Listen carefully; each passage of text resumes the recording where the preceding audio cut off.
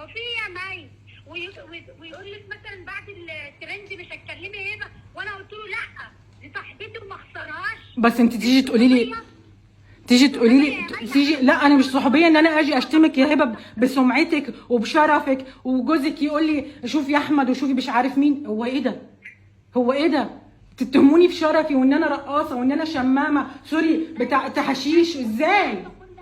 يا مي انت مش عارفه كل حاجه. انا ينفع؟ لا انت ما قلتليش انك انت هتعملي كده يا هبه. انت ينفع جوزي يجي؟ انا ابو الاولاد منعني من الاولاد، عارفه الكلام ده ولا مش عارفه؟ ايه؟ ابو الاولاد منعني من الاولاد. ده ليه يعني؟ عشان الكلمه اللي اتقالت عني. انت يا مي كل شويه تقولي طب الولاد. ايوه انا اتمنعت من اولادي. وشويه تقولي مش عارف المناعه عشان ايه؟ طب الولاد. ايوه انا اتمنعت من اولادي. وشويه تقولي مش عارف المناعه عشان ايه؟ انت كل شويه تطلعي بحوار. لا مش بحوار، لما انا اجي اشتمك بشرفك يا هبه واقول عنك رقاصه واقول عنك شوشو ماشي، وقتها عندك حق صح؟ ازعلي مني وقتها وعندك حق، ملعون ابو العيش والملح اللي اكلته معاكي. بصي يا مي شكرا جدا. شكرا على ايه يا هبه؟ انا اللي المفروض اشكرك انك انت شتمتيني.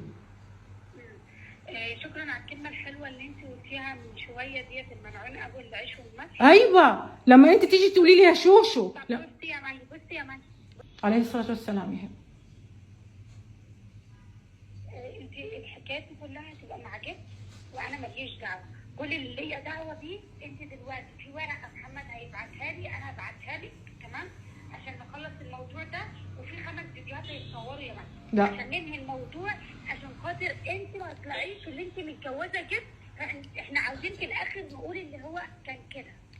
والعقد هتبعتيه امتى؟ العقد انا لو انت فاضيه تيجي تشوفيه، انا كده كده موجوده. بعتولي واتس، ايه المشكله؟ طب انا هشوف المحامي بعته الجبس ولا لا، ولو بعته الجبس هبعتهولك دلوقتي. بس يا مي شوفي ال5 فيديوهات دول حتى لو اتصوروا بعد شغلك عشان انت الله يقين